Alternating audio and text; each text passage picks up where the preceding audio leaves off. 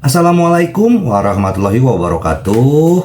Apa kabar sobat Softer semuanya? Semoga kalian semua dalam keadaan sehat jasmani dan rohani, tidak kekurangan satu apapun.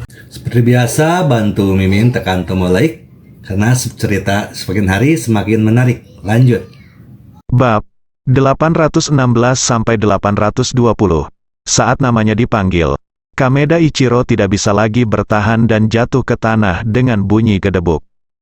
Tabrakan diiringi suara air mengalir dan tercium bau amis yang besar. Selangkangan Kameda Ichiro basah. Dia sangat ketakutan hingga dia pipis. Dan para prajurit di belakangnya juga ketakutan. Bushido apa? Menghadapi kekuatan nyata, Anda harus takut mengompol. Ye Junlin sudah lama mengenal Bushido Jepang. Saat itu, perkataan arogan Ye Junlin membuat samurai Jepang ketakutan hingga saat ini. Apa itu Bushido? Yang saya lawan adalah Bushido. Saya dengar Anda tidak akan membayar saldo yang harus dibayar. Gu Xiangqian bertanya, dan kruk keran yang baru diganti menyentuh tanah. Aku akan segera membayarnya. Kameda Ichiro ngeri. Dia segera meminta asisten dan staf keuangannya untuk mengubah sisa 3,5 miliar menjadi cek dan memberikannya kepada Ye Junlin. Saya juga mendengar bahwa Anda memukuli seseorang sampai dia dirawat di rumah sakit. Gu Xiangqian melanjutkan, aku akan membayar biaya pengobatannya, dan aku minta maaf, Bang. Kameda Ichiro membenturkan kepalanya. Dia juga membayar biaya pengobatan yang tinggi sebesar 10 juta yuan. Lao Gu, sekarang aku sudah mendapatkan keseimbangan, aku akan kembali ke Jinling. Kata Ye Junlin. Fiuh. Kameda Ichiro menghela nafas lega. Akhirnya berhasil melewatinya tanpa bahaya apapun. Namun saat berikutnya, suara Ye Junlin terdengar, saya tidak ingin dia tinggal di Tiongkok lagi. Boom, kalimat ini seperti memberikan penilaian akhir kepada Kameda Ichiro. Dia akan diusir dari Tiongkok, Tuan Ye mengerti. Kami di Tiongkok selalu berperilaku seperti negara besar dan menyambut teman-teman dari seluruh dunia untuk datang dan berkembang bersama. Tapi saya orang pertama yang tidak menyetujui sampah-sampah semacam ini. Saya akan mengantarnya keluar. Saya masih ingin menyatakan posisi saya. Saya akan mencari semua orang asing di Huahai, dan saya akan mengusir siapapun yang melanggar dan merugikan rekan senegaranya. Gu Xiangqian mengungkapkan posisinya kepada Ye Junlin. Kepala keluarga lainnya pun satu persatu mengutarakan pendapatnya. Siapapun yang ingin menghasilkan uang dan melanggar hak-hak rekan senegaranya, jangan pernah memikirkannya. Ya, Lao Gu, kamu memiliki pemahaman yang baik. Ye Junlin memuji, satu kata pujian sangat membantu Gu Xiangqian. Bahkan sedikit bersemangat, kamu tidak perlu mengirimku pergi, aku akan kembali sendiri. Setelah Ye Junlin pergi, kepala keluarga kaya bertanya satu demi satu, Tuan Gu, apa identitas Tuan Ye? Segel serigala itu kesu, dan tahan sianran. Gu Xiangqian hanya mengucapkan 8 kata, boom. Namun hal itu membawa dampak yang mengerikan bagi para kepala keluarga kaya. 8 kata ini sederhana, namun sangat mengejutkan. Ini melambangkan kehormatan tertinggi yang dikejar seorang komandan militer. Itu mewakili jenderal nomor 1 saat ini, itu adalah Dewa Perang Kunlun.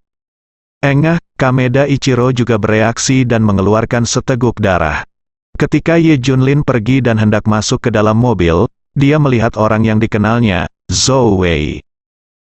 Apa yang kamu lakukan di sini? Zhou Wei segera menghentikan Ye Junlin dan bertanya dengan rasa ingin tahu. Apakah itu ada hubungannya denganmu? Ye Junlin mencibir. Kamu tidak ingin bergantung pada keluarga Zhou dan menjadi cucu dari keluarga Zhou. Kamu benar-benar datang ke Huahai.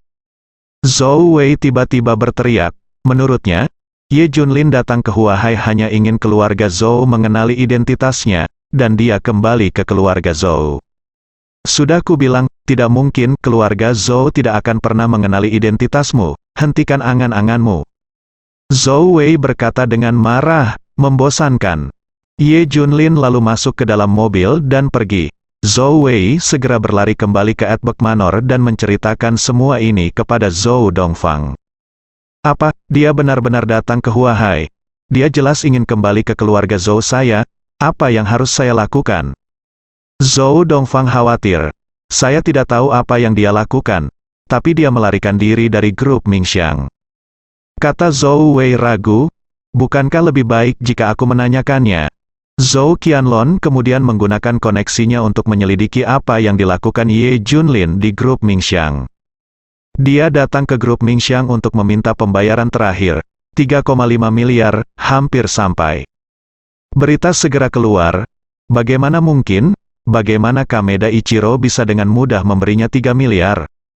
Zhou Dongfang tetap skeptis. Dikatakan bahwa Kameda Ichiro ditekan oleh keluarga kerajaan yang kaya dan harus membayar sisanya, dan Kameda Ichiro juga meninggalkan Tiongkok.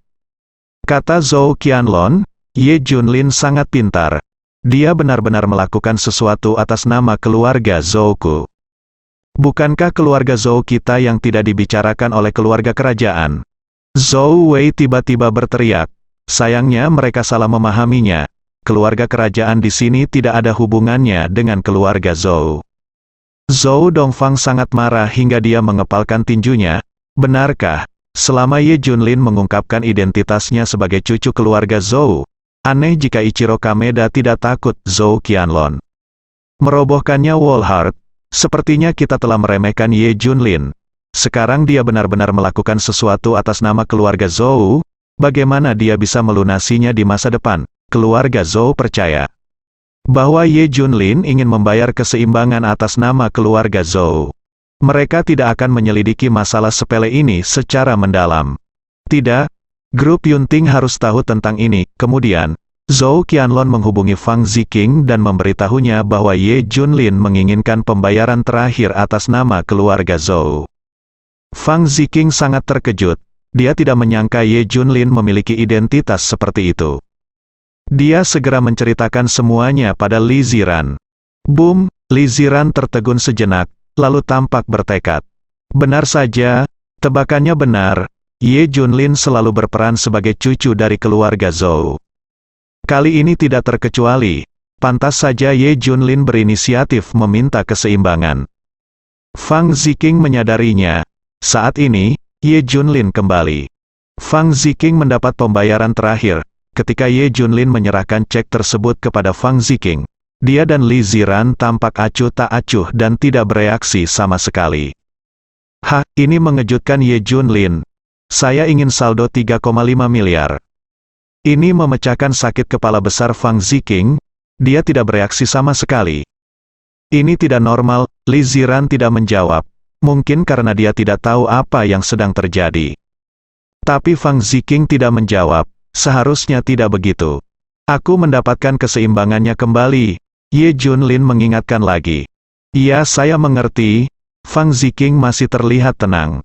Tidak, sepertinya ada yang salah denganmu, kata Ye Junlin terkejut. Oh, apakah kamu ingin aku memujimu? Kamu luar biasa. Kamu telah melakukan semua hal yang tidak dapat kami tangani. Aku akan menyerahkan akuntansi kepadamu di masa depan. Puji Fang Ziqing. Tapi Ye Junlin merasa aneh. Oke, ini masalah sepele. Ye Junlin berkata dengan acuh tak acuh. Lagi pula dia tidak mengkhawatirkannya. Bagaimana dia tahu bahwa setelah Fang Ziqing menerima telepon dari keluarga Zhou, dia dan Li Ziran mengira bahwa dia menginginkan uang itu karena keluarga Zhou. Fang Ziqing lebih suka melihat Ye Junlin menyelesaikan masalah ini sendiri daripada mengandalkan keluarga Zhou. Seperti Li Ziran, dia mengharapkan Ye Junlin melakukan sesuatu yang hebat. Jadi dia tidak bahagia. Bahkan ketika dia melihat cek itu, dia tampak acuh tak acuh. Ziqing, Junlin sebenarnya membenci keluarga Zhou dan sama sekali tidak mau mengakui hubungannya dengan keluarga Zhou. Tapi untuk urusanku, dia berulang kali meminta bantuan keluarga Zhou. Aku sangat tersentuh, Li. Kata Ziran. Fang Ziqing menggigit bibirnya. Tapi aku khawatir Ye Junlin akan tenggelam.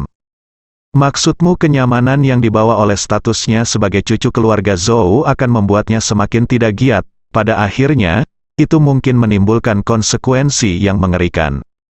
Li Ziran bereaksi, ya, itu dia. Kenyamanan status ini akan menghancurkan seseorang. Mata Fang Ziqing penuh dengan kekhawatiran yang mendalam. Dan 1 miliar yang diminta keluarga Zhao untuk diperolehnya pada akhirnya pasti diperoleh melalui hubungan keluarga Zhou. Saya tidak peduli. Ini akan segera menjadi peringatan setengah tahun Yunting Group, dan saya harus mempersiapkan acaranya. Ye Junlin tidak mengetahui semua ini. Dia kembali ke tempat duduknya dan bermain dengan pedang perunggu kuno. Saat ini, keluarga Zhou benar-benar menelepon. Ye Junlin yang baik, kamu sangat pintar. Suara seram Zhou Wei terdengar. Bicaralah dengan cepat jika ada yang ingin kau katakan, dan kentut jika ada. Kata Ye Junlin tidak sabar. Apakah kamu tidak tahu apa yang kamu lakukan? Zhou Wei mencibir. Apa yang kulakukan? Ye Junlin bingung. Tidak jelas kenapa kamu datang ke Huahai. Kamu datang ke grup Mingxiang untuk meminta pembayaran terakhir. Lalu apa? Bukankah kamu terlalu tidak tahu malu? Kamu bahkan meminta uang atas nama dari keluarga Zhou. Bukankah kamu bilang kamu tidak mengakuinya? Apakah itu ada hubungannya dengan keluarga Zhou? Kenapa kamu diam-diam menggunakan identitasmu sebagai cucu keluarga Zhou untuk meminta uang? Menghadapi pertanyaan Zhou Wei, Ye Junlin tidak repot-repot menjelaskan. Dia segera menutup telepon. Panggilan telepon dari Zhou Wei juga membuatnya mengerti mengapa Li Ziran dan Fang Ziqing terlihat kedinginan. Pasti keluarga Zhou yang memberitahu mereka bahwa mereka membutuhkan pembayaran sisa melalui status mereka sebagai cucu keluarga Zhou. Itu sebabnya mereka berdua melakukan itu, jadilah itu. Ye Junlin tidak perlu menjelaskan masalah ini kepada keluarga Zhou. Bisakah dia, dewa perang yang agung, bersaing dengan sekelompok semut? Tetapi jika keluarga Zhou berulang kali memprovokasi, Ye Junlin tidak akan membiarkannya begitu saja. Dia bahkan menyatukan 100 keluarga kaya teratas di Huahai, tetapi mengisolasi keluarga Zhou. Jika Anda memprovokasi dia, keluarga Zhou akan segera tahu apa arti kekejaman. Pada saat ini, Qilin menelepon dan bertanya, Jenderal, sebentar lagi akan menjadi peringatan setengah tahun Yunting Group. Semua eksekutif senior ingin bertemu dengan Anda, bos, terutama Wakil Presiden Fang Ziqing yang sangat ingin bertemu dengan Anda. Ye Junlin tersenyum.